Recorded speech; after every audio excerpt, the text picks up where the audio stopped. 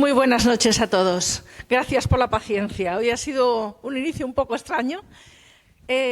Tengo aquí conmigo a alguien muy especial que es un director de cine, Alexander Galiano.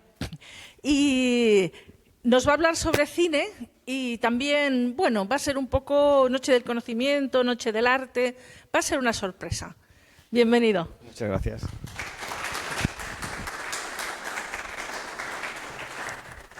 Bueno, lo primero que quiero deciros es muchísimas gracias a todos por venir.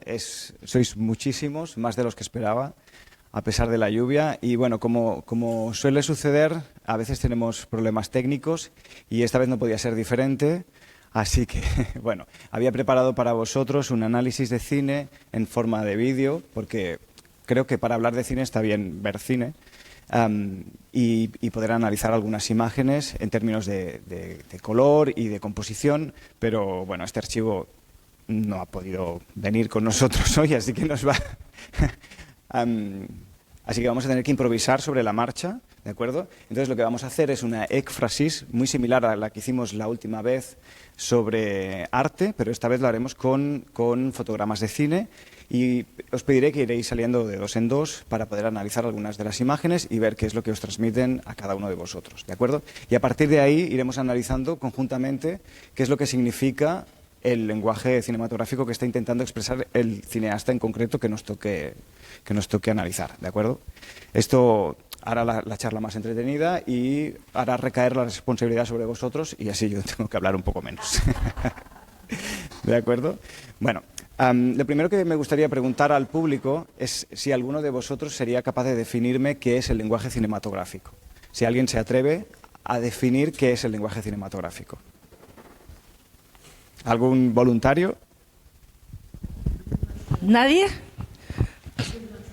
Sí, un momentito, ¿eh? Vale, vamos a ver. Bueno, que el lenguaje cinematográfico es el conjunto de técnicas y elementos que se utilizan en la creación y narración de películas. Los 5 elementos del cine principales son el guión, la toma, el sonido, la iluminación, el montaje, la edición. Muy bien, efectivamente.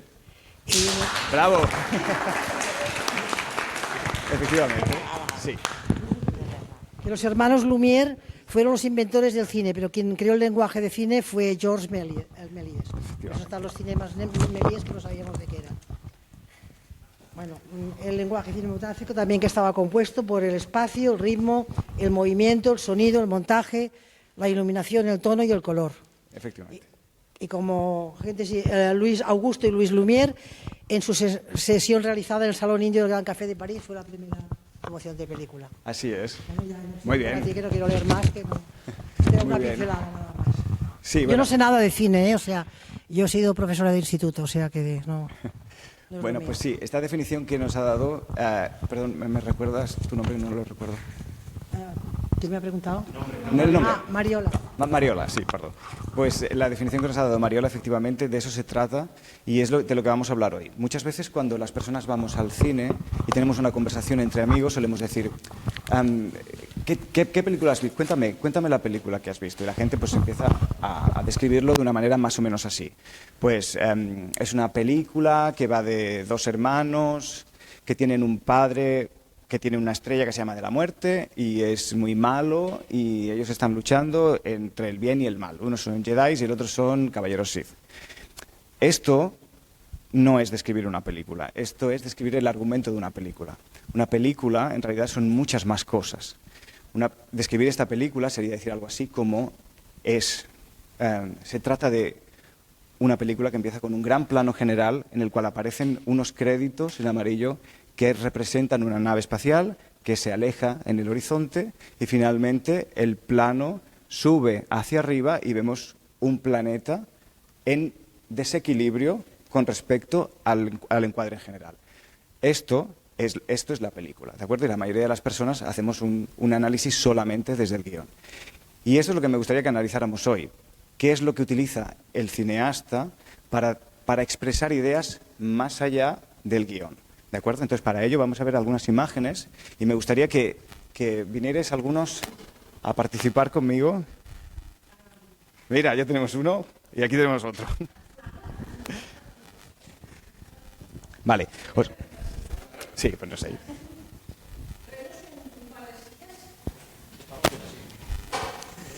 Sí, o poneros cómodos, sí. Sí, mira. Ponte en esta. Las negras están bien.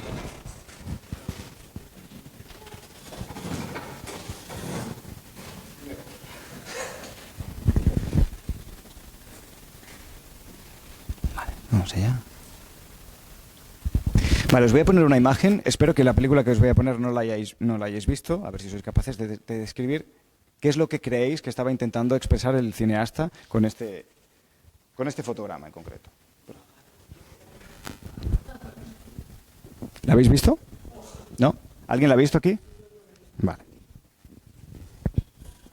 Espera, el micro. Ah, sí. Exactamente, sí. No, casi. Después lo diré. Vale, lo primero que veo son los labios rojos. Ajá. Esto normalmente se asocia al empoderamiento femenino. De hecho, aquí como anécdota, mi madre cada vez que tenía que discutir con alguien, primero se pintaba los labios de rojo y así se sentía más fuerte. Aunque también es cierto que parece una mujer que es rollo actriz, tal, está rodeada de luz, es una zona que podría ser preparada para el maquillaje y sin embargo lo está haciendo sola, sin ayuda a nadie. Uh-huh. Lo cual puede representar también individualidad, pues a divagar cualquier cosa. A mí me parece que lo que dices es verdad. También me sorprende que hay muchos espejos. De hecho, hay 2 espejos, aunque solo parezca uno. Sí. Además, dadas las luces que tiene el espejo alrededor, esto parece que es una especie de camerino. Uh-huh. Y eso significaría que estamos en un evento específico, ¿no? A lo mejor esta mujer es una actriz, o a lo mejor va a presentar televisión o alguna cosa. Sí. Un news anchor, a lo mejor. Lo cual siempre trae algo de vanidad. Pero yo no sé si esto es lo que transmite. Ajá, sí, sí. Vale. De hecho, creo que es lo que intenta transmitir con el color, porque no solamente los labios, la vestimenta, las uñas, todo. Incluso hay un lazo detrás de... ¿Se ve? Sí. Ah, muy bien. Que refuerza esa imagen. Luego, el objeto que a mí más me llama la atención es esa especie de... ¿Qué es eso? Es una especie de la jaula, ¿verdad? Que está ahí en medio, que no sabemos muy bien qué pinta. Uh-huh, sí. ¿Que es como un qué? Para colocar una peluca. Entonces es un drag queen. Se bloquea esta pantalla, se bloquea. Vale, continuamos con esa imagen. Vale, habéis hablado en términos de color. ¿Qué me podéis decir en términos de composición? Es curioso porque lleva a pensar, obviamente, en la mujer de rojo. Ajá. Y que está colocada de forma central, pero realmente en el centro son 2 figuras. Son las 2 mujeres las que están situadas en el centro de forma indirecta. Efectivamente. ¿Quién creéis que es la protagonista primero de esta película y después de esta He visto la escena? suficiente comedia romántica como para decir que es la chica de marrón. ¿Y por qué crees eso? Yo creo es es curioso porque medio sonríe, parece maja, pero me esperaría que fuera una mujer que está en un trabajo que no le gusta y esta mujer, esta diva, busca expresar cosas malas. Vale. Ella es mala, ¿no? La de rojo. Ella es mala. La de rojo es mala. ¿Y la de marrón es buena? A ver, es comedia romántica, así que sí. En caso de que sea eso. A ver, ahora que mencionas sobre la composición, es curioso que hemos dicho que hay espejos. ¿Sí? En todas las reflexiones del espejo, la buena, la que hemos dicho que es la buena, está mirando a la otra mujer. Lo cual le da, digamos, el centro de atención. Sí, y ella es humilde, mientras que la otra se fija solamente en ella. Lo estamos viendo. Vale, y quiero preguntaros, ¿estos personajes están en equilibrio o en desequilibrio? Desequilibrio de poder. Okay, en desequilibrio de poder. ¿Por qué crees eso? Se ve claramente como una se camufla con el entorno, de hecho tiene los mismos colores, tal, no llama tanto la atención. Ella se ve a primeras más fuera de plano. ¿Sí? Parece ser que la importante es la de rojo y es la que está hecha para que sobresalga del fotograma. Además, es la que se mira a sí misma, la de rojo. Con lo cual, yo quiero hacer una pregunta y a ver también para el público. ¿Quién creéis que, y las que lo habéis visto, pues no digáis nada, cuál de los 2 personajes es más vulnerable y cuál es más fuerte? La de rojo es más fuerte. Yo diría que es... Sí, yo diría que es fachada. De acuerdo, de acuerdo. Sí. Vale, ¿y por qué creéis que este personaje es doble y está envolviendo a este personaje? ¿Qué papel puede estar jugando en la vida de esta persona para estar en ambos lados? Sería un ayudante. A mí me lleva a pensar que la de rojo es una vieja gloria Sí. y la otra pues le está ayudando, va con el proceso ese de intentar pues tal vez mejorar su vida, quitar esa vulnerabilidad, que deje la coca. Bueno, ¿sabes? Es muy interesante que conforme vamos analizando cada vez más, os vais acercando más a lo que el cineasta estaba intentando. Ah, que hemos acertado. Sí, sí, vais acertando cada vez más. Por eso quiero a ver si somos capaces de llegar hasta el final. ¿De acuerdo? A ver si sacamos el guión. A ver. Entonces Título. decís que ella es una especie como de ayudante. Sí, Y hemos dicho que finalmente hemos decidido que este personaje es más vulnerable que este. sí. Vale. Con lo cual podríamos decir que esta composición nos está indicando que este personaje está... Lo está arropando. Exactamente, exactamente. Este personaje está arropado por esta persona. ¿De acuerdo? ¿Qué más vemos? De hecho, hablando del ego, tal, veo también las notas en el espejo, que si hemos sacado que puede ser una actriz, seguramente sean las típicas notas de fans, tal. Vemos que ahí hay un corazón, hay una firma. Eso, veo ahí esa posible fachada de la que detrás hay la fragilidad. ¿Y qué me decís del encuadre que forma el espejo aquí en medio? Es curioso porque, claro, en el espejo que se ve completamente rodeado de luces, Sí. es donde está la presunta protagonista. Ok, con lo cual, ¿qué podemos deducir entonces de esto? La luz me lleva a pensar en bondad, eso es lo primero. Si este personaje está enmarcado por este encuadre, ¿qué nos puede decir de ella? Te toca. A ver, para mí el... Que está enjaulado. No sé, para mí el espejo como por las luces, de nuevo, es como el espejo del camerino. Me diría que esta es la persona que está actuando. Pero La que igual. está actuando. Exactamente. Muy bien. Es decir, la que aparentemente es la actriz es esta, pero la que está actuando es esta otra. Eso es. Muy bien. Vale, pues ya estáis adivinando la película. Muy bien. Sí, efectivamente. Bueno, os voy a dar algunos datos más para que lo sepáis. Efectivamente, este es el personaje principal de la película. La película se llama Todo sobre mi madre, que es una película de Pedro Almodóvar del año 1999, que se considera su... Mi año. Sí, tu año, madre mía. Se considera su obra más importante y por la que se llevó el Oscar a la mejor película. Y precisamente habla de esto. Esta persona es la protagonista, se llama Manuela y hace de asistente de esta actriz, que es una persona muy vulnerable, con una fuerte tendencia a romperse y necesita de alguien que la arrope. Sin embargo, ella, que es actriz, es una persona muy sincera y ella es un poco mentirosa y es capaz de estar actuando todo el tiempo para conseguir que tanto los otros personajes como ella misma puedan alcanzar su objetivo, que como todos los personajes tienen, ¿no? Entonces, me parece muy interesante cómo Pedro ha jugado con esta composición en la que el personaje que debería ser más pequeño es realmente el protagonista. Este personaje se llama Uma Rojo, que es una actriz de cine, o sea, de teatro, perdón, y es muy interesante también, en el vídeo que os había traído, que no vamos a poder ver, se veía esta evolución, pero este personaje se llama Uma Rojo y durante toda la película su pelo es rojo y su ropa tiene tonos naranjas. Y en este momento del film es al revés, es ahora su ropa la que es roja y su pelo naranja o amarillo, con lo cual está mostrándonos una evolución dentro del arco de este personaje. ¿De acuerdo? Pues muy bien, lo habéis hecho muy bien. ¡Olé! Muchas gracias, un fuerte aplauso para ellos. Vale. ¿Queréis salir dos más? ¿Hacer otro análisis? ¿Sí? Ah, sí. Vamos a ver. Sí. Sal tú, que tú sabes. Tú lo haces bien. Sal, sí, tú lo haces muy bien. Ve, y tú también, venga, sí. Venga. Un micro para cada uno. Venga, ahí. Os podéis sentar. Si queréis, sentaos en una silla de estas grandotas. No, sí, es igual, ya está bien. ¿Sí? No, sí. Vale. Vale. Pues vamos allá con la siguiente imagen.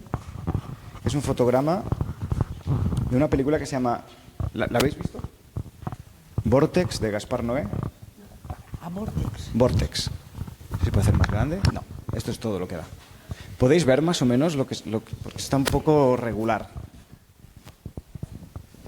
Está hablando por teléfono, ¿Sí? por el móvil. Su esposa le está mirando desde el otro lado. Ok. A ver si puede oír lo que dice, ¿Sí? que es típico de nosotras esto.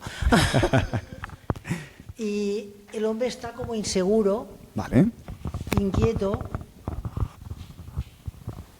y no está contento con lo que oye, con lo que dice. Ok. ¿Y ella está contenta? Ella menos. Menos todavía. ¿Pero se está enterando o no se está enterando? Lo intenta, pero no oye lo que dice. No oye bien lo que Y dice. entonces esto te produce una más inquietud. Claro. ¿Y en qué notamos que no está oyendo bien? La mirada, que no es una mirada de frente, cuando estás atento pones una mirada, Sí. tiene una mirada como de preocupación de querer hacer algo y que no puede. Sí.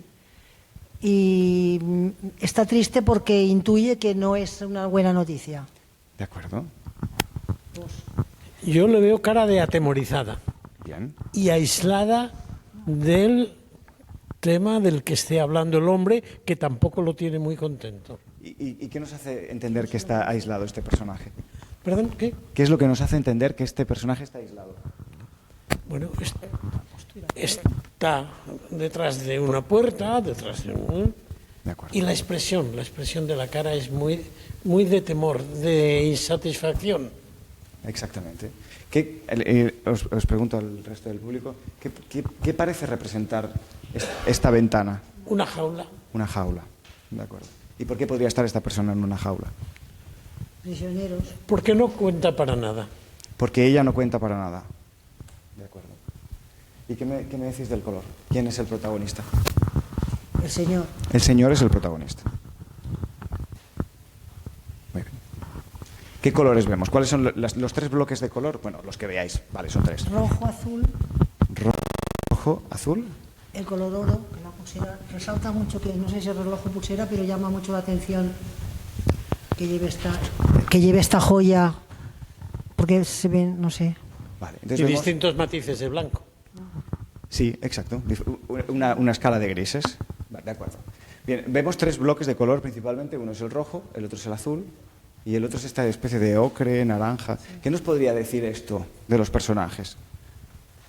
Esta combinación concreta de colores que nos podría estar diciendo. El rojo da seguridad, cuando uno viste de rojo y es como si te diera fuerza, que te vas a vestir y te pones algo rojo, te sientes más seguro. Bueno, Sí. a mí me pasa.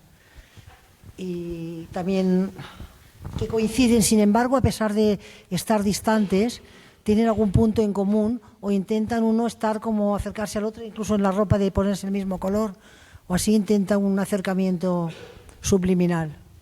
De acuerdo. ¿Alguna idea? Por ahí hay una idea. Gracias, Brian. Son colores que se acercan mucho a los colores primarios. Muy bien, Al magenta, al exactamente. amarillo y al cian. Vale. Entonces, ¿hay dos colores que se acercan a los primarios o todos se acercan a los primarios? Esos que portan los personajes, sí. Y los otros colores del entorno, lo hemos dicho, son escala de grises. Vale. Entonces podríamos decir que el rojo y el azul son colores primarios y el ocre podríamos decir que es un color secundario. ¿Estaríamos de acuerdo con esto? Sí. Vale. ¿Qué nos indicaría esto de esta historia? Uh-huh. ¿Y nos hace una escala de importancia? Que puede ser un hombre intelectual porque tiene detrás una librería importante, entonces da más importancia a la cultura o al saber que el estar vestido de otra manera. Efectivamente. De nuevo, al ir analizando el lenguaje que en este caso Gaspar Noé ha utilizado para expresar su película, estamos entendiendo, sin escuchar nada de la película, sin saber nada del argumento, estamos empezando a entender qué es lo que pasa. Al parecer, para esta persona, si este color es importante y este es secundario, y tenemos una franja aquí que divide dos realidades, en esta lo más importante es la señora. Sin embargo, en esta realidad parece que lo más importante es la carpeta, más que él. Con lo cual, ¿qué nos dice esto de estos personajes? ¿Qué relación tienen con el trabajo? Pues que con el quizá mundo? están unidos, pero que como si ella no tuviera el nivel intelectual que tiene él, Exacto. y entonces esto le permite acercarse, pero no al 100%, Exactamente. y se mantiene quizá, quiere, eso es como una demostración de que ella quiere estar más cerca de él, pero no sabe cómo. Muy bien. Muy bien. ¿Queréis que os explique un poco de qué se trata? Bien, esta es una película de Gaspar Noé. Gaspar Noé es un cineasta que juega mucho con la composición. Es muy libre, es un artista más que un cineasta. Y utiliza mucho unos encuadres bastante originales. Últimamente, como sabéis, en las últimas manifestaciones cinematográficas se está empezando a utilizar formatos como en 1:1, como hace Xavi Dolan, en lugar de en 16:9. Cada vez se utilizan más este canal expresivo para expresar ideas. Y en este caso Gaspar Noé utiliza en esta película, que se está hablando de un matrimonio, durante toda la película estamos viendo la pantalla dividida en dos y simultáneamente vamos viendo la realidad de ella y la realidad de él. Y esta persona es una persona que tiene Alzheimer, con lo cual está encerrada en su propio mundo, ya no es capaz de comunicarse con el mundo exterior. Sin embargo, él sigue aferrado al trabajo, porque es un escritor y para él lo más importante es su trabajo. Con lo cual, es por eso que aquí tenemos esta combinación de azul, de rojo y de ocre. También es muy interesante que en esta película hay un momento... ¿La vais a ver? ¿Os puedo hacer un spoiler o mejor que no la haga? No puedes hacer spoilers, que la veremos con más gusto. ¿Sí? Vale. Sí. Hay un momento en el que uno de los personajes, por un motivo, desaparece de la película y a lo largo de todo del resto de la película vamos a ver esa mitad del encuadre, lo vamos a ver en negro. Desaparece y seguimos viendo la realidad de la otra persona. Bien, pues muy bien. Pues muchas gracias por el análisis. Un fuerte aplauso para ellos.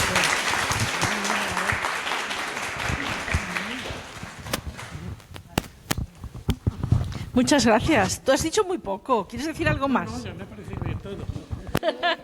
Me llama sobre todo la atención la mujer.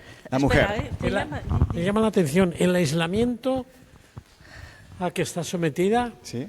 y el aislamiento que ella misma nota. Se la nota que está viendo que ella no es protagonista de nada. Ya no es protagonista de nada y está encerrada. Lo que le den. Efectivamente. Qué triste, ¿no? Sí, os aconsejo muchísimo que veáis esta película porque es bastante perturbadora, pero a nivel humano es muy interesante. ¿Qué título has dicho? Vortex, de Gaspar Noé. Y decía Mariola que el rojo es un color que da firmeza. Ella está vestida de rojo, pero han conseguido la imagen de vulnerabilidad. Es de esto de lo que quiero hablar ahora, ¿de acuerdo? Es importante que entendamos, es algo que solemos asociar todos de manera inconsciente, que tanto en cine como en cualquier otra manifestación artística, los colores tienen un significado que es universal y que es objetivo, pero eso no es cierto. Es decir, solemos pensar que el rojo significa pasión, fuerza, o que el azul significa amor o niñez, pero eso no es así. Los colores en el cine no significan absolutamente nada más que lo que el cineasta quiera expresar. Y, por ejemplo, un cineasta puede decidir que en su cine, el lenguaje de su cine es que el verde simboliza la muerte y el azul simboliza el pasado.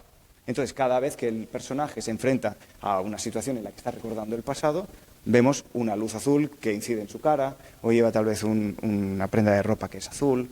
Y eso es muy importante porque, iba a decir por culpa, pero bueno, gracias al cine de Hollywood, que está dirigido a las masas y al entretenimiento, pues ha establecido unos códigos que todos hemos entendido como universales, pero en realidad no. Y cuando vemos cine de autor, que creo que es el más interesante en términos de composición, pues ahí descubrimos que los cineastas pueden expresarse de muchísimas maneras y es un trabajo casi de investigación, porque es como si nos estuvieran mandando mensajes en una botella. Y considero que vale la pena analizar este tipo de lenguaje. Ahora os voy a proponer un ejercicio que quiero hacer con algunos voluntarios, si se prestan. Y me gustaría, por ejemplo, se me ocurre, vosotros dos y tú, ¿podríais venir? Sí, quietos ahí. No, que esto que has dicho, que me parece, obviamente, que claro que tiene que ser así, pero podría ser que en este caso el rojo también tenga que ver con si ella tiene Alzheimer, es un color de lo emocional y no de lo racional, con lo cual... Sí, podría ser. ¿no? Podría ser que... Es alguien que ya no piensa o no puede pensar, pero Claro. sí sentir, ¿no? Efectivamente, sí. Y está ligado más a las emociones y Sí. a... no sé. Concretamente, en el cine de Gaspar Noé, porque esto no solo es por película, sino por cineasta, en el cine de Gaspar Noé, el rojo significa generalmente conflicto o vulnerabilidad. Y después hemos visto el de Pedro Almodóvar, en el que el rojo simboliza generalmente la persona sobre la que está recayendo el conflicto, pero no necesariamente el conflicto. ¿De acuerdo? Por eso Uma Rojo iba vestida de rojo, y aquí esta señora va vestida de rojo, pero sin embargo son dos personajes bastante diferentes. Sí. Así que, Vale, exactamente. bueno, gracias.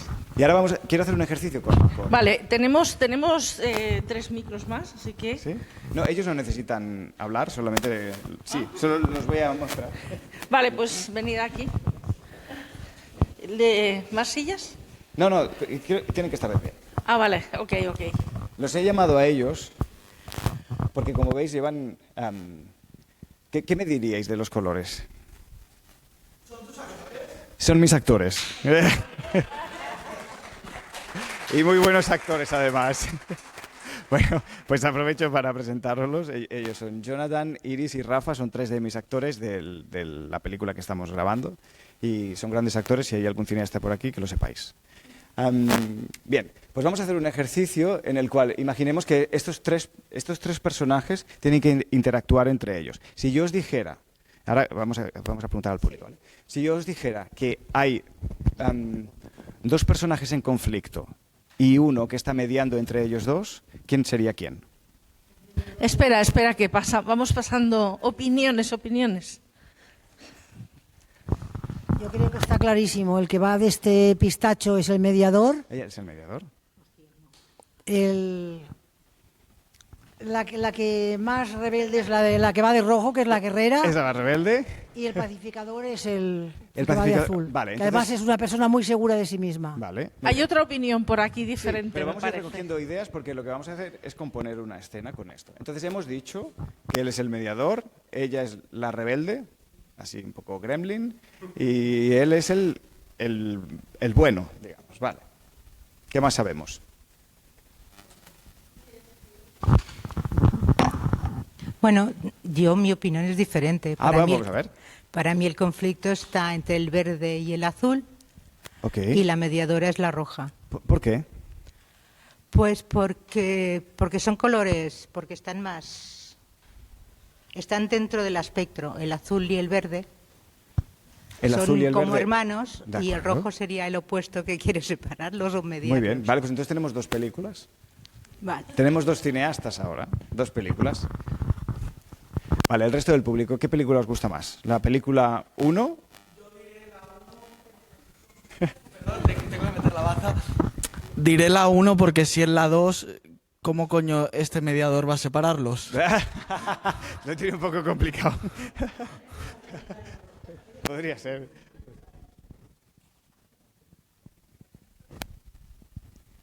¿Sí? Entonces, ¿con qué película nos quedamos? ¿Con la 1? Vale, muy bien. Pues, vale. Bueno, pues una de las capas del lenguaje cinematográfico, como es obvio, que es la que todos más tenemos presente, es el guión, ¿de acuerdo? Entonces vamos, si estuviéramos siendo guionistas, todos los personajes necesitan un conflicto. ¿Cuál podría ser el conflicto entre estos 2 personajes? Entre estos dos personajes. Ponte en medio. Opiniones. Ponte en medio y tú aquí. Muy bien. ¿Opiniones? ¿Alguien levanta la manita? ¿Cuál es el conflicto? La chica bien vestida parece miembro de la sociedad productiva que está allí organizada, el otro, sin insultar, parece ir por libre pensamiento feliz, pero no contribuir a su manera de ser feliz, pero habrá conflicto de qué hacemos aquí. Vale, este es el conflicto emocional. ¿Y cuál es el motivo terrenal por el que están peleando? ¿Alguna idea? ¿Una herencia? ¿Una herencia? De acuerdo. ¿Una herencia? Sí, creo que todos vamos a hacer ese camino. Se están peleando por una herencia. Entonces, ¿qué relación hay entre ellos? Si es una herencia, son hermanos. ¿De acuerdo? ¿Quién es el hermano mayor y el pequeño?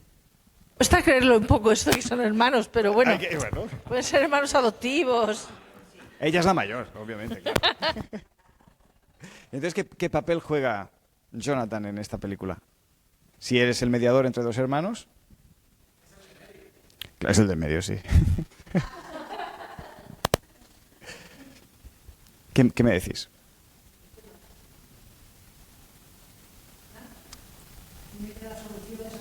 Claro, ¿y qué papel podría tener? Primero saber qué es lo que pasa, por qué se ha repartido así, por qué esos problemas de la herencia, y luego él intenta que lo arreglen para que lleguen a un buen final, porque si no se lo pueden gastar todo en abogados, se quedan sin nada. Entonces es como una especie de juez. Sí. ¿Es un juez entre ellos dos? No. ¿Un investigador? ¿Qué es? ¿Qué me decís por aquí? Es la pareja de él. Él es la pareja de él. Vale. Ok. Tiene pinta de que el medio pistacho ha cuidado de la madre, ha estado haciendo todo el trabajo. La chica trabajando, haciendo su trabajo, mirando el dinero, el azul mirando la vida bonita.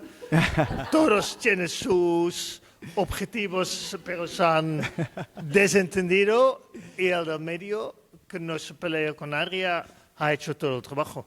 Él ha hecho todo el trabajo. Vale, está muy bien. Vale, muy bien, está muy bien. ¿Veis cómo con una dinámica de color somos capaces de establecer una historia sin que ellos hayan abierto la boca en absoluto? Y esto es un... Que no tiene nada que ver con la mía, exactamente. No. Nada que ver. Nada que ver. De hecho, sí. Pero esto es un muy buen punto de partida de algunos cineastas. De hecho, algunos toman como referencia pinturas o fotografías de fotógrafos conocidos, o incluso fotogramas de películas que son un referente para ellos, y a partir de ahí, a partir de la composición de color, son capaces de crear una historia nueva. Y eso es lo que, en mi opinión, hace el cine el buen cine. Es decir, el cine tiene que ser capaz de hablar sin necesidad de que los personajes hablen. En una buena película enseguida vamos a entender quién es el bueno, quién es el malo y cuál es el conflicto entre ellos. En una película más mala necesitamos que los actores hablen y nos cuenten. Y en una peor necesitamos un narrador que nos vaya contando lo que está pasando entre ellos. ¿De acuerdo? Entonces, una de las capas, además del guión, es la composición. Yo os pregunto, ¿tenéis más o menos presente cómo se establecen los planos en el cine? Un primerísimo primer plano, plano medio general, ¿esto lo tenéis todos más o menos? ¿Más o menos? ¿O necesitáis un repaso? Haz un resumencito, porque igual no... Con Iris, vosotros si queréis podéis sentaros. Vamos a hacer con Iris. Vale, si nosotros tuviéramos que hacer un primerísimo primer plano, lo que veríamos de Iris sería simplemente su cara. Simplemente su cara. Y un primer plano es cuando se ve su cara, pero esta cara está enmarcada en un contexto que podemos entender. Si no, solo vemos el rostro. Cuando la vemos hasta aquí, aproximadamente a la mitad del pecho, eso es un plano medio, que puede variar, un plano medio largo, más o menos hasta aquí, y después está un plano americano, que este le gusta mucho a la gente. ¿Sabéis por qué se llama plano americano? ¿Alguien lo sabe? ¿Alguna idea por ahí? ¿Tú tampoco, Brian? Se lo inventaron en América. Sí, bueno, se llama plano americano debido al western, porque en las películas del oeste necesitamos ver la acción, pero necesitamos poder ver las armas. Entonces teníamos que bajar hasta aquí el plano, para no hacerle un plano general, poder ver las acciones del rostro, pero al mismo tiempo poder ver el arma. Y también se utiliza mucho en escenas de conflicto, de pelea. Y después ya tendríamos un plano general en el que se le vería todo el cuerpo y un grandísimo plano general en el cual el personaje se pierde en el entorno, y ya podemos ver los árboles, las casas, el paisaje y en algún punto el personaje principal. Y cuando hacemos un plano de el botón, eso es un plano de detalle. O de una mano, por ejemplo, eso es un plano de detalle, no es un primer plano. El primer plano siempre afecta al rostro. ¿De acuerdo? Entonces, yo os quiero preguntar, si entre estos personajes hay un secreto, primero vamos a establecer qué secreto es y segundo, cómo lo expresaríamos con los encuadres que os acabo de explicar. ¿Alguna idea? ¿Qué secreto puede haber entre ellos? Una carta escondida. Una carta escondida. Vale. ¿Y qué dice esa carta? Mira, Brian. La carta es como una especie de testamento hológrafo en que lo ha dejado todo a la chica esta y el otro está desheredado porque no se ha portado bien y esto anula el testamento anterior. Te ha tocado. Oye, me habéis preguntado. Sí, claro. La cineasta es usted. Yo quiero ser cabrón y decir A ver. que uno de los hermanos sabe que uno es del butanero. Que uno de los dos es del butanero. Ya, pues, está bien. Y eso lo pone en la carta esta. Y eso lo puede poner en la carta. Que es hijo ilegítimo, quieres Sí. decir, y no... Y entonces mostraría plano de detalle de las manos tocando, por ejemplo, una mesa, mostrando nerviosismo, las bocas, las miradas y de la propia carta también. Muy bien, muy bien. Vale. Entonces, haríamos... Para representar este secreto, ¿qué plano utilizaríamos sobre qué cosa? Sí, pero ¿qué estaríamos enfocando? El bolsillo. De acuerdo. La cartera. Haríamos un plano de detalle de la cartera. ¿Está bien? ¿Qué más me decís? Bueno, un escritorio, ¿no? Donde estaba la carta estaría guardada, no la iba a llevar siempre encima. Claro. Sí, se muestra un escritorio, normalmente en las cosas de suspense y tal. Muy hay bien. un escritorio donde está guardada la carta Sí. y ahí en la carta, pues parece que ser que sí, que hay una duda sobre la procedencia, ¿no? Vale, pues vamos a componer esta escena. ¿Dónde estaría el escritorio? Yo creo en el centro. En el centro. O sea, tendría la máxima importancia. Sí, yo creo que iría pasando de primer plano a primer plano de cada una de las caras de los hermanos, de a ver si abren la carta o no, para ver si efectivamente se la juegan a que dos se reparten la herencia o si se la reparten los tres solamente. Vale. ¿Y el que tiene un secreto, si le hacemos un primerísimo primer plano en los ojos, ¿qué haría con los ojos el que tiene un secreto? Mirar a los lados, a los hermanos. A ver, ¿cómo que? Efectivamente, pobrecitos, les estoy haciendo una encerrona. Solamente los ojos, a ver. Muy bien, exactamente, exactamente. Pobrecitos míos, ¿eh? Vamos a darles un aplauso, por favor, porque se está...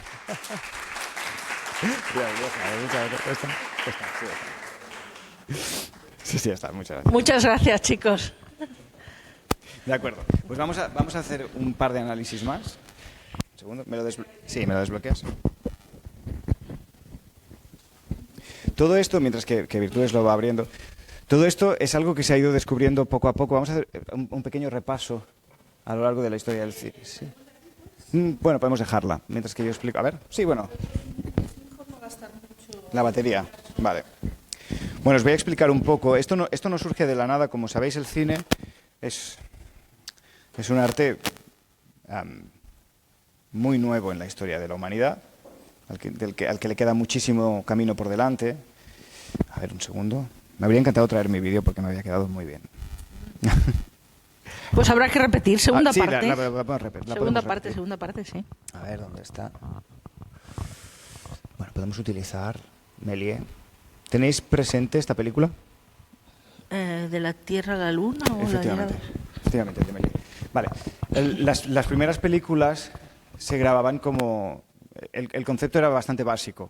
Era como grabar una obra de teatro y ya está. Todo eran planos generales, se grababan desde aquí y ya está. Y Méliès, por ejemplo, lo que trajo de diferente, a diferencia de las primeras escenas, tenéis todos presente el tren entrando en la estación y os suena todo aquello, ¿verdad? Bien. En aquellas películas, el centro, o sea, lo importante siempre estaba en el centro del plano y siempre estaba en equilibrio. Hasta que Méliès descubrió que podía desequilibrar esto para expresarse creativamente, es decir, para enviar un mensaje y que un personaje no esté exactamente en el centro porque se encuentra en desequilibrio y están pasando cosas en diferentes partes del plano. Sin embargo, fue después con Griffith, ¿conocéis el nacimiento de una nación? ¿La tenéis presente? Bueno, es una película de 1915, muy polémica, porque es bastante racista el guión, y hoy en día está bastante censurada, sobre todo en Estados Unidos. Qué raro, ¿no? Pero a nivel de composición, él se considera a Griffith el padre del cine. Sí, tiene que estar por aquí. Vale, lo que hizo este director fue por primera vez utilizar los planos que hemos utilizado para expresar cosas. Entonces, de pronto nos utilizaba un gran plano general para mostrarnos a los ejércitos, y después nos hacía un primer plano para mostrarnos la interacción entre los personajes. Esto nos parece una cosa como muy obvia, pero a nadie se le había ocurrido antes que a él. Y esto es la base sobre la cual construimos toda la historia del cine después. O como pasó con Murnau, Amanecer de Murnau, ¿la tenéis presente? Vale. Murnau empezó en el expresionismo alemán, que es este tipo de cine. ¿Lo tenéis presente? Este es el gabinete del doctor Caligari, y esto representa un periodo que se llama el expresionismo alemán, que tiene varias características. Una de ellas es que tiene escenarios bastante irreales y simbolizan generalmente la pesadilla o el miedo o la locura también. Pero sobre todo lo que incorporó este movimiento es la utilización de la luz y la sombra como elemento expresivo, que hasta ese momento tampoco se había utilizado, para dar miedo. Tenéis en mente, me imagino todos, la escena de Nosferatu subiendo por la escalera, ¿sí? De acuerdo. Esto solo es un juego de luz. ¿Pero qué creéis que estaba intentando transmitir con eso? Miedo, exactamente. Y lo consiguió. Ahora puede que nos haga gracia después de tantos años, pero en aquel momento esto causaba terror a la gente que lo veía. Y esto me lleva, es muy interesante, a cómo a veces son los errores los que establecen el lenguaje cinematográfico. Hay una cosa que a veces no tenemos en cuenta, que es que existen dos tipos de plano, existen muchos tipos de plano, pero podríamos dividirlo en planos narrativos y planos subjetivos. ¿Conocéis esta diferencia? Vale, un plano narrativo es un plano como este, en el que el espectador está viendo algo que está pasando fuera de él. Y después está un plano subjetivo, que es cuando podemos ver lo que el personaje está viendo a través de sus ojos. Eso es un plano subjetivo. Y hoy en día se hace una combinación de ambos. Vemos un plano narrativo y de pronto vemos un plano subjetivo del protagonista, que generalmente se utilizan recursos cinematográficos como la cámara al hombro, que tiene más movimiento, y eso nos recuerda al movimiento del cuerpo, y eso nos da a entender que estamos en los ojos de esa persona. Y este recurso, una de las personas que lo ha utilizado con mayor maestría sin darse cuenta, fue Steven Spielberg, cuando hizo Tiburón. Todos tenemos presente Tiburón, que la ves una vez y ya nunca más te bañas tranquilo en la playa, jamás. Vale. ¿Esto por qué pasó? Porque él escribió, a él le gusta, siempre se va muy arriba y le gusta hacer grandes películas, ya habéis visto todo su cine, y él en sus inicios pues quería hacer esto, cosas muy grandes. Y él construyó un tiburón que era una máquina, que era muy grande y hacía muchas cosas y tenía que comer a mucha gente. Pero este tiburón se estropeaba todo el rato, como la máquina de virtudes. El tiburón, que era mecánico, todo el rato se estropeaba porque estaba en contacto con el agua salada y se paraba y bueno, no había manera de que funcionara. No pasa nada, esto está bien así. Y entonces no lo podía utilizar. Entonces a él se le ocurrió, vale, ¿qué puedo hacer? Hacer siempre del defecto la virtud. ¿Qué puedo hacer si no puedo sacar al tiburón? Porque se me está estropeando mucho, el rodaje se me está alargando, la productora ya lo estaban odiando con todo lo que tenían porque estaba gastando muchísimo dinero. Entonces él por lo que optó es hacer un plano subjetivo de la mirada del tiburón. Lo hizo porque no tenía otra alternativa y sin embargo eso causó un impacto tremendo en el espectador, porque de pronto estamos viendo que algo desde ahí abajo nos está mirando y no sé quién me está mirando, pero me está viendo desde abajo. Estamos viendo la mirada del tiburón. Eso es un plano subjetivo de un monstruo. Eso no se había hecho nunca y por eso es una película tan celebrada.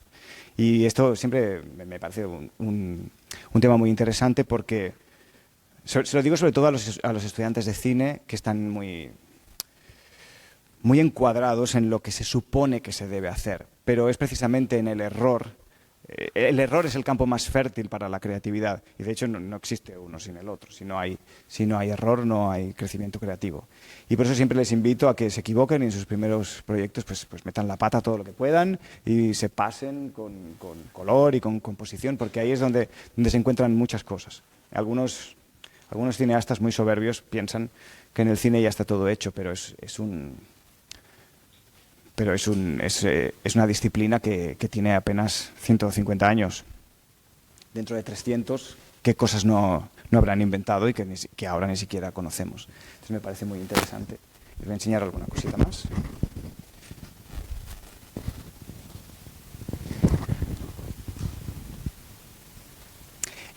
Una de las películas que os iba a analizar, pero es una pena que no tenga el vídeo, pero se trata de Midsommar. ¿Habéis visto Midsommar? ¿Os ha gustado esta película? Es una película bastante perturbadora. Sí, es una película de miedo. Os puedo contar, os voy a contar un poco. No haber venido. Esta es una película de miedo y es muy interesante porque la mayoría de las películas de miedo suceden en la noche y en la oscuridad, cuando no puedes ver nada, y sin embargo aquí es todo lo opuesto. En el primer acto de la película, que es cuando no corre ningún peligro, ningún personaje, todo sucede durante la noche. Sin embargo, cuando se enfrentan al peligro, este director decidió que el peligro lo iba a expresar a plena luz del día, y todo se ve, todo está a la vista, lo cual es más perturbador todavía. Y este personaje, que es el personaje principal, al principio de la película, bueno, pierde a su familia, se queda huérfana, y vemos a lo largo de toda la película como a su alrededor la composición consta de... siempre hay flores, y estas flores al principio de la película siempre están marchitas, pero siempre están en una multiescala muy atrás. Una multiescala es cuando tenemos, bueno, pues eso, diferentes escalas, y vemos aquí al protagonista, y detrás hay otra información que generalmente pasamos por alto, pero que si prestamos suficiente atención nos está explicando a veces hasta el final de la película. Y a veces es casi mejor no saberlo porque te enteras de todo solo empezar. Pero este personaje está rodeado de flores que están marchitas, y conforme entra en contacto con una secta que le está haciendo de familia sustituta, y cada vez está más rodeada de flores y flores y flores que representan esa familia que ha perdido, hasta llegar al punto que llega a este absurdo, que es el absurdo en el que se encuentran las personas que son absorbidas por una secta. Y esto lo está diciendo sin decir el director, porque si tú no lo sabes, pues ya está, tú ves una película de miedo que es muy desagradable y a veces un poco gore y con escenas sangrientas, pero detrás de todo eso hay un mensaje muy importante, que es como estas sectas pueden absorberte hasta este punto de hacerte prácticamente desaparecer, como ahora.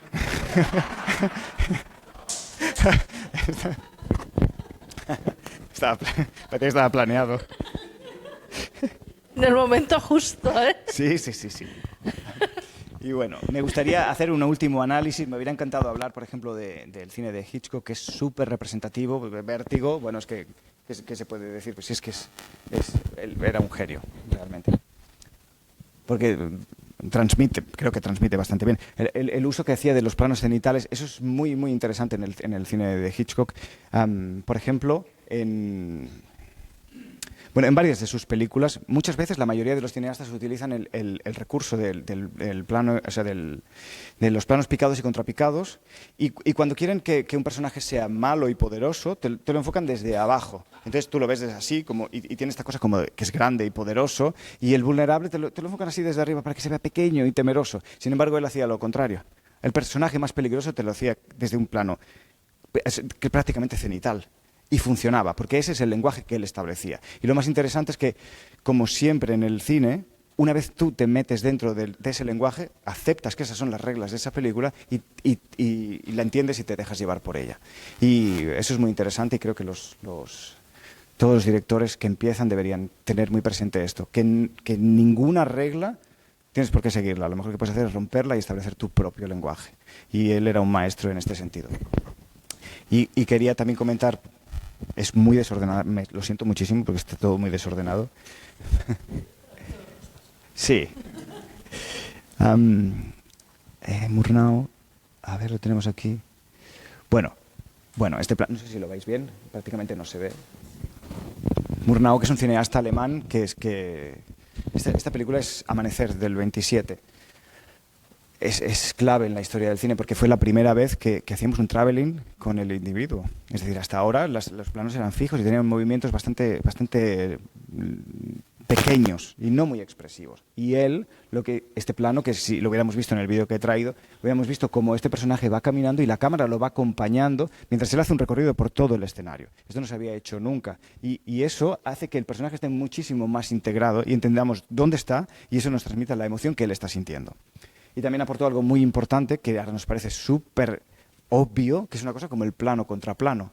¿Tenéis presente el plano contra plano? Cuando dos personajes están hablando, entonces hay uno que está aquí hablando y el otro le está contestando desde aquí. Tenemos un escorzo desde este lado y un escorzo desde este otro. Parece una cosa muy simple y lo vemos en todas las películas, pero que hasta que este señor no lo hizo, a nadie se le había ocurrido antes. Y lo estábamos viendo todo desde un plano general, como si fuera teatro. Es por eso que hoy en día, entre otras muchas cosas, cuando vemos cine de principios del siglo XX, pues nos parece un poco naif e incluso tonto, porque falta toda esta capa.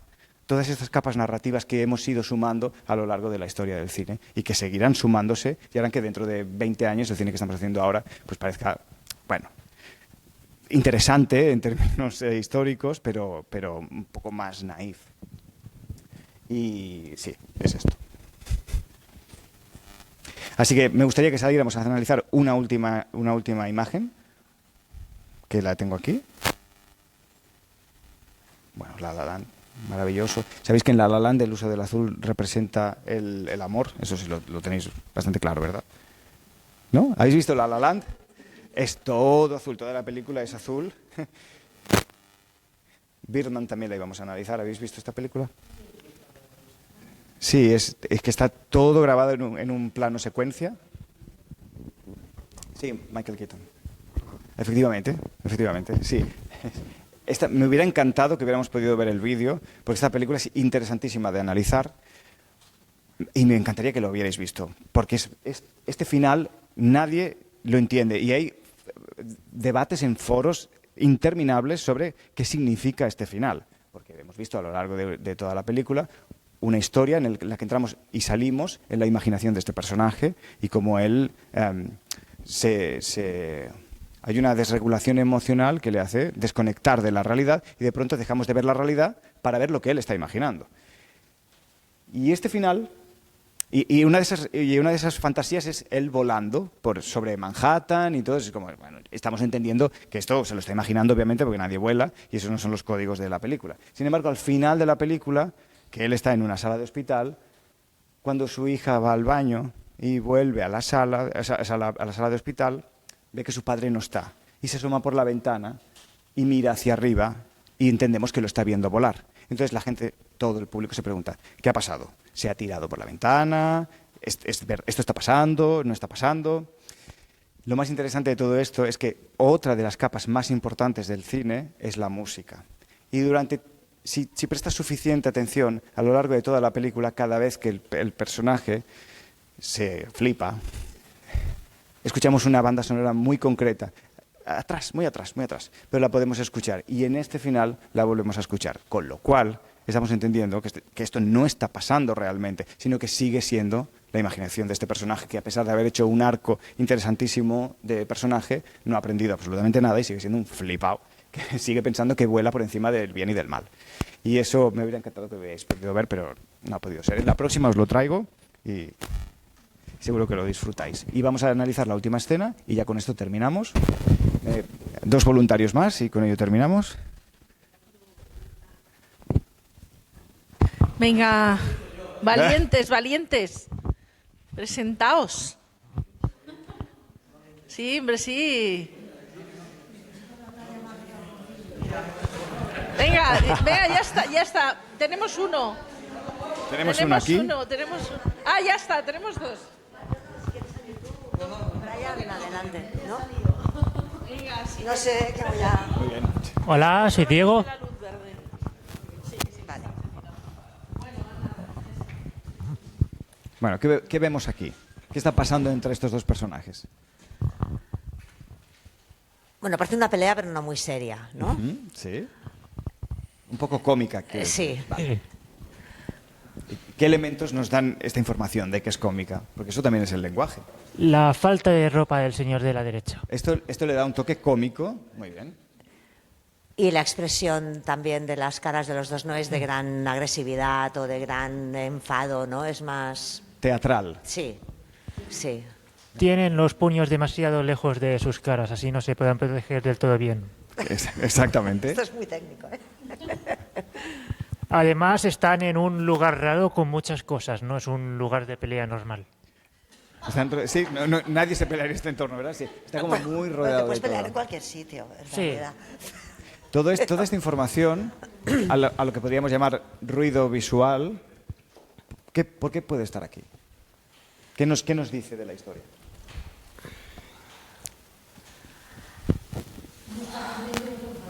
Vale. ¿Quién está contento y quién está enfadado? Este está contento, ¿vale? Y este está enfadado. Vale. ¿Vosotros creéis lo mismo? Sí, más o menos. Este está más enfadado entonces. Este se lo está tomando Este está más en más serio enfadado, sí. y este está cachondeándose un poco de él, ¿no? Sí. Sí. Entonces, ¿quién tiene el poder de la escena? A ver, la persona vestida está menos vulnerable, Está digamos, menos vulnerable, ¿no? sí. Y tiene una posición más hacia adelante, como más agresiva, y el otro está tirándose hacia atrás, como más a la defensiva, ¿no? Sí. No sé. El de los gallumbos parece tener más confianza. Más confianza en sí mismo. Sí, esto Sí, efectivamente. parece una escena de la típica película con una persona normal y un rarito y... ¿Sí? Eso me interesa. Porque efectivamente es lo que está pasando. Vais bien, ¿eh? Quiero decir algo. Di. Otra cosa. Dila. Yo no me pelearía nunca contra un tío en calzoncillos porque entiendo que tiene muy poco que perder. Efectivamente. Sí, exactamente. Es uno de los cosas. No, pero hablabas del entorno y le doy vueltas y no acabo de... Claro, no es un lugar típico, Claro. pero no sabemos el motivo de la pelea, con lo cual, no sé. Tampoco sé identificar muy bien qué sitio es, porque hay un lavabo, hay como material de oficina, no acabo de distinguir, es un poco un almacén, no sé. ¿Hay alguien invadiendo el espacio de otro alguien? Eh,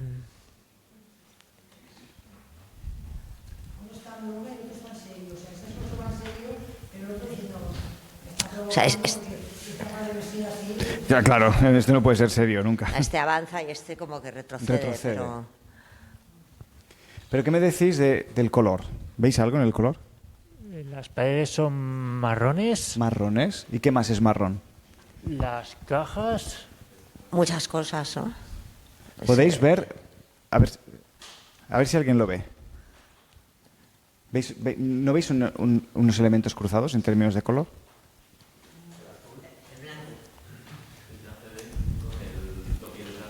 Efectivamente. El gris con el gris y el marrón con el marrón. Con lo cual, ¿quién está invadiendo a quién? ¿Quién está protegido y quién está realmente vulnerable? Porque este personaje está completamente enmarcado y protegido. Y este, no tanto.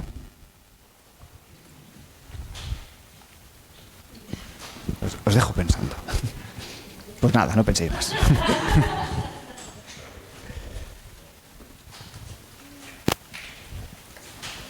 Bueno, os explico. Efectivamente, en esta escena, quien tiene todo el poder es este personaje, a pesar de que está en calzoncillos. Esto es la magia del cine. Debería ser el personaje más vulnerable, porque está en una posición muy ridícula, con unos calzoncillos muy ridículos y muy pequeños, además. Sin embargo, este que está vestido está en clara desventaja sobre el otro, que es quien tiene todo el poder. Él está ocupando, es su espacio. El espacio de él lo estoy ocupando yo. ¿Lo veis? Posicionándose sobre el color. Esta película se llama Birdman, que es la misma que de la que hemos hablado, que es la del plano secuencia, y son dos actores que están trabajando juntos. Él es el director del proyecto teatral y lo ha contratado a él, que es un gran actor, para que venga a trabajar en su obra, y él está empezando a gastar dinero en una máquina solar para ponerse moreno y y le estropea todos los ensayos con público, y llega borracho, es decir, está destruyendo el proyecto más importante de este personaje. Os aconsejo muchísimo esta película, que por cierto no es un plano secuencia de verdad, eso sí lo sabíais, ¿no? Que hay varios cortes a lo largo de la película. Es un plano secuencia en el que se supone que todo el rato nunca se corta la cámara y siempre vamos detrás del personaje, de principio a fin, pero hay unos cuantos cortes en medio, sobre todo cuando pasan a través de una puerta que es oscura, pero sí, exactamente. Es una película maravillosa. Bueno, me encantaría que el próximo día podamos analizarlas en movimiento, porque con la falta de movimiento, es lo que os decía al principio, analizar cine sin cine pues es medio raro, pero la próxima vez haremos un análisis más exhaustivo y bueno, os agradezco mucho que hayáis venido. Muchas gracias.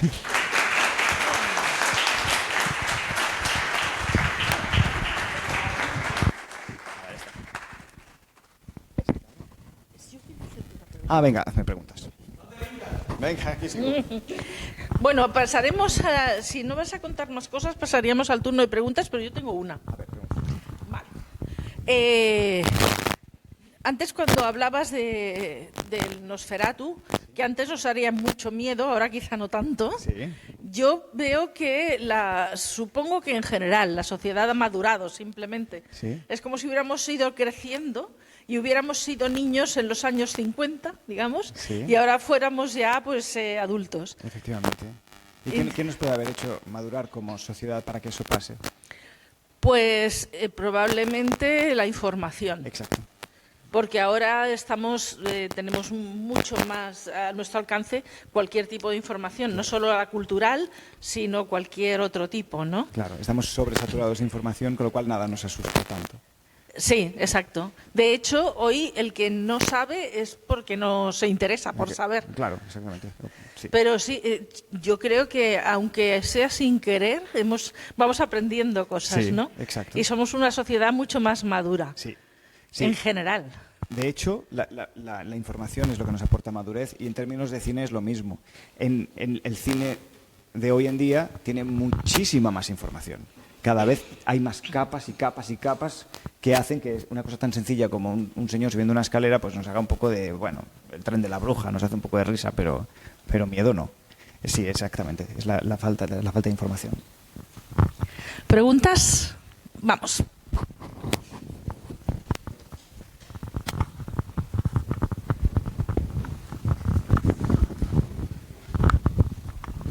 Bueno, feliz día de las altas capacidades a todos. Hoy es el día de las altas capacidades. Felicidades a todos. Y no me parece, no creo haya mejor forma de celebrarlo que aprender, y gracias a ti hemos aprendido aquí todos. Ahora sé por qué el plano americano se llama plano americano. ¿Has visto?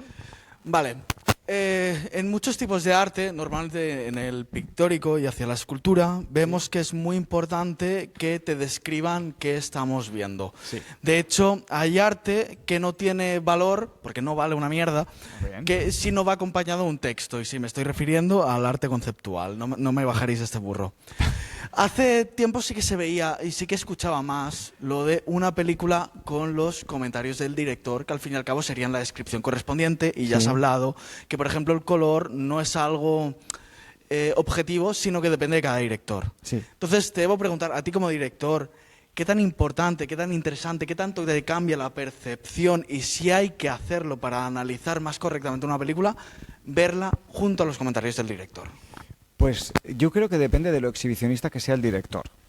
O sea, en mi caso, por ejemplo, cuando yo hago cuando me expreso con el cine, es lo que os he comentado antes, me gusta lanzar mensajes en una botella. Y entonces yo mando muchísima información para el que la quiera recoger. De hecho, me gusta trabajar por capas.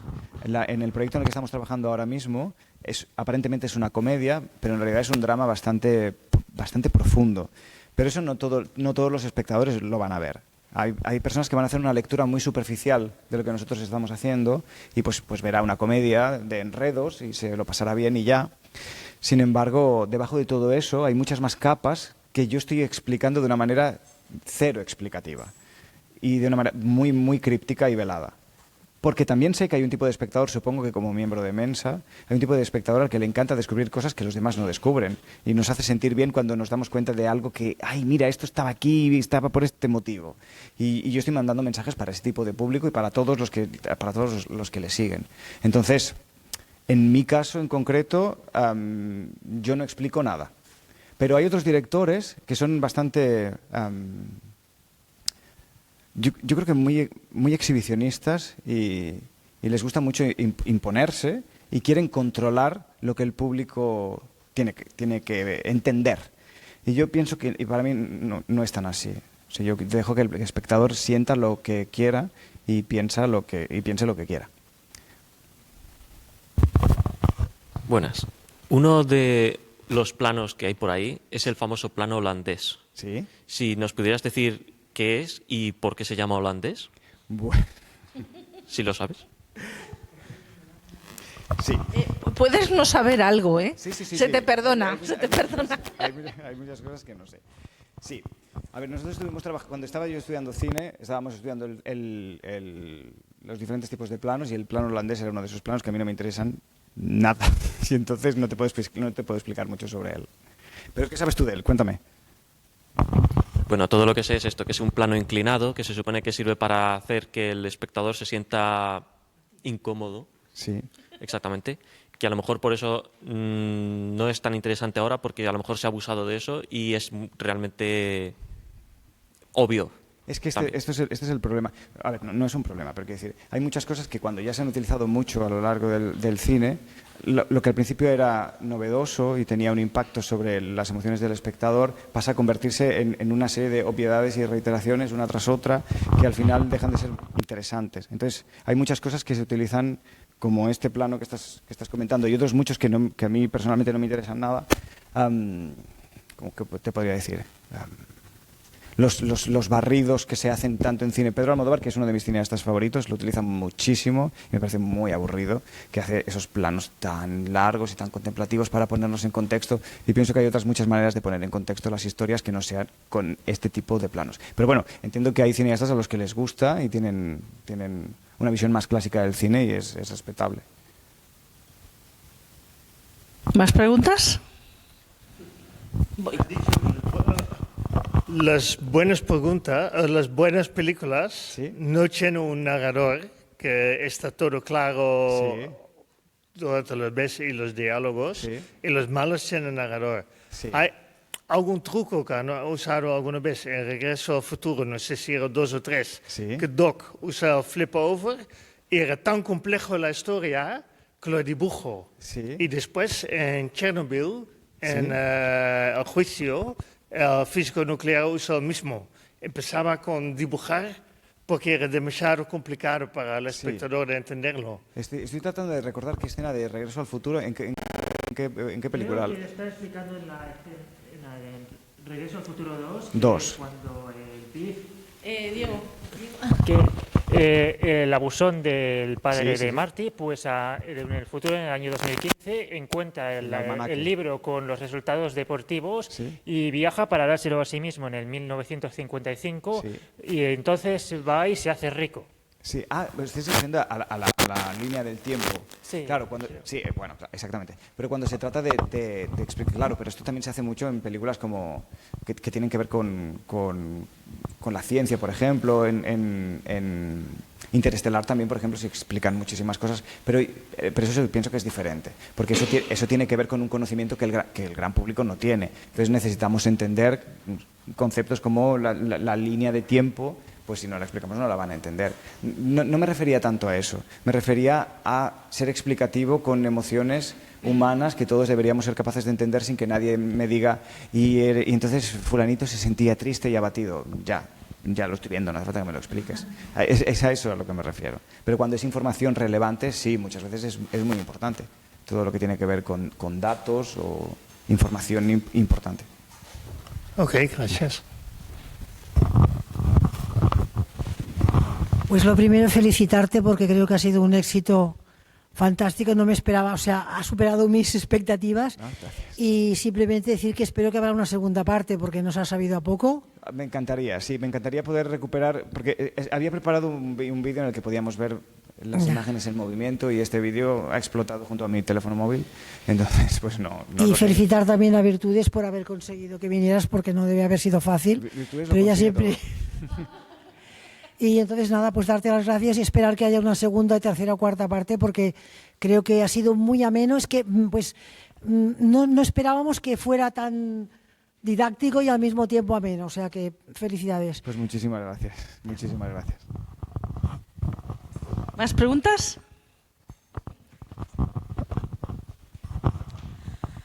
Hola, Hola, ¿qué tal?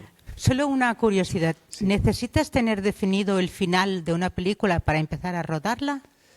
¿O puedes improvisar? No, no siempre. No siempre. De hecho, en mi caso personal, casi nunca. Es decir, yo dejo que los personajes me lleven hacia allí.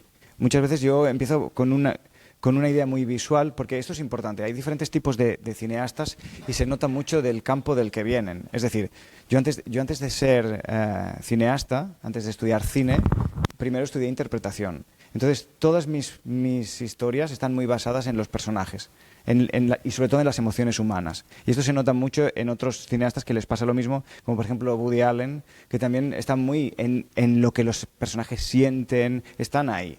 Sin embargo, hay otros cineastas, como por ejemplo Tim Burton, que viene de la ilustración.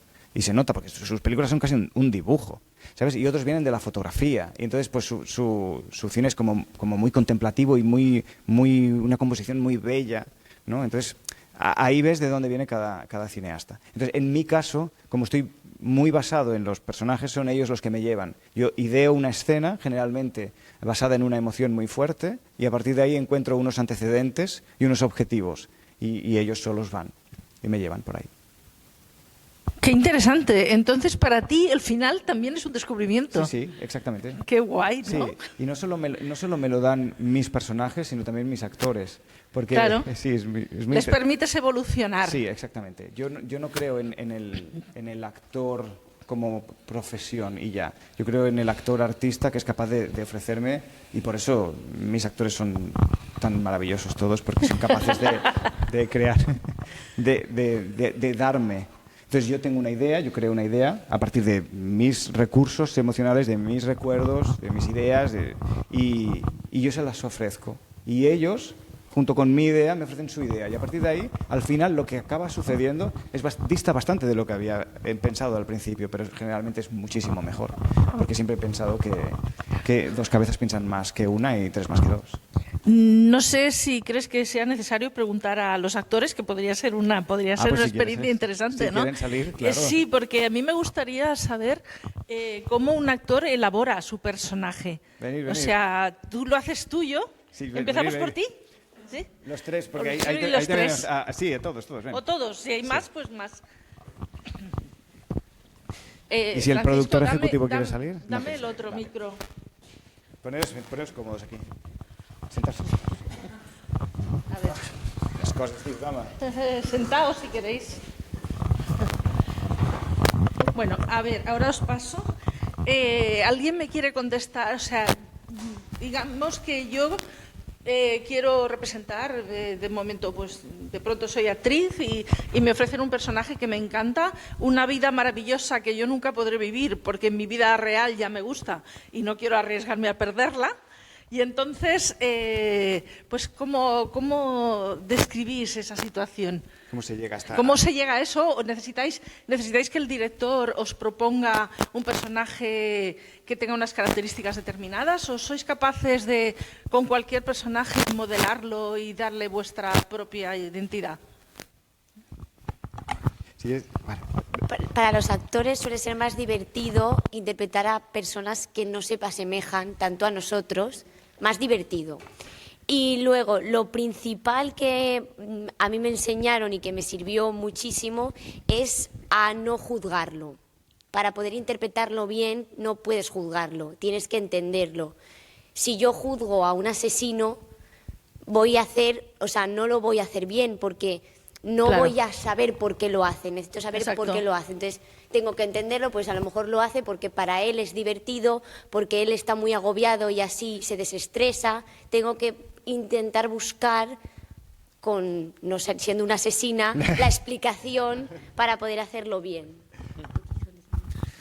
Sí, eso también depende mucho del, como él ha dicho antes, de que cada director, depende de dónde viene, el tipo de fotografía o si viene de ilustración como Tim Burton, cada director también o te aporta solamente el guión y tú entonces ahí ya te haces tú un análisis de cómo es el personaje y a dónde lo quieres llevar, o te quiere trabajar más el lado más personal, entonces trabajas más desde la improvisación y desde ahí entonces vas encontrando tu personaje, o simplemente ensayando vas encontrando el personaje, porque como en muchas series, a lo mejor en la primera temporada el personaje es de una manera y en la segunda es de otra, y a partir de la segunda es siempre igual, porque a partir de la segunda evoluciona. Es donde ha encontrado verdaderamente el personaje. Exactamente, exactamente. ¿Qué nos dices, Alex?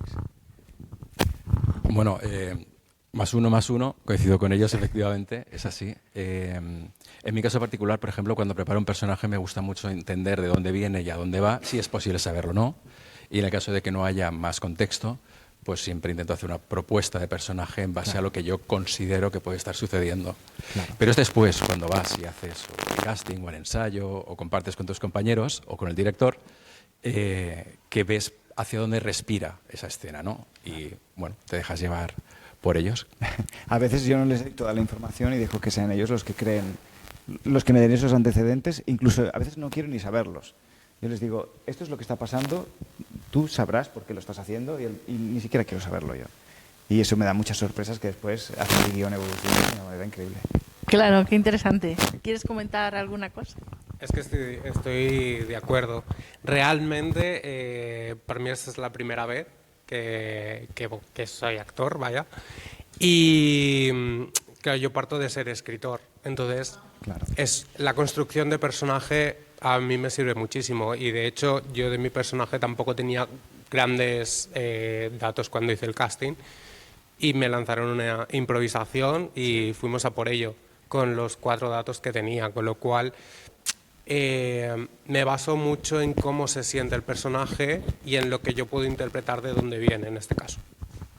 ¿Qué os gusta más, ser buenos o ser malos? Malos. Dicen que un buen villano es el alma de la película, ¿verdad? Sí, siempre para los actores, bueno, depende, para algunos actores, pero casi siempre las emociones más fuertes son las más interesantes de transitar, sobre todo aquellas que socialmente están más, tenemos que ocultar más, ¿no? Un ataque de ira, tirar cosas por la ventana, pelearse, pues eso a los actores les encanta. Y a estos más. Les gusta muchísimo. Muy bien, muy bien. Bueno, pues ya está. Bueno, ¿alguna pregunta más? Pues muchísimas gracias. A vosotros.